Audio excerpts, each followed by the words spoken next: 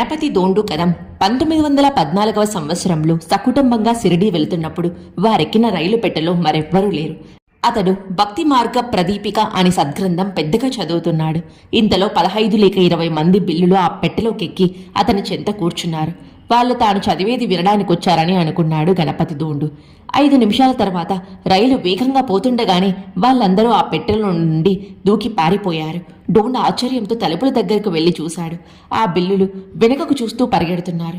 దోండు కూడా వెనుకకు తిరిగి పెట్టెలో చూస్తే ఒక ప్రక్కగా వృద్ధ ప్రకీరొకరు కూర్చొనున్నారు. ఆయన ఆ పెట్టెలోకి ఎలా వచ్చారో అతనికి అర్థం కాలేదు. మరలా చూసేసరికి ఆయన అక్కడ లేరు. అందరూ ఆశ్చర్యపోయారు. వాళ్ళు షిరిడి చేరగానే సాయి నవ్వి, అరే భద్రంగానే వచ్చారే అన్నారు. ఆ మార్గంలో బిల్లులు తరచూ రైళ్లు దోచేవారు. అలానే ఒకప్పుడు నానా చందోర్కర్ ఒక అడవిలో ఉన్న ప్రసిద్ధమైన గణపతి ఆలయానికి బయలుదేరాడు. రైలు ఆలస్యమై అతడు అడవి చేరేసరికి పొద్దుగు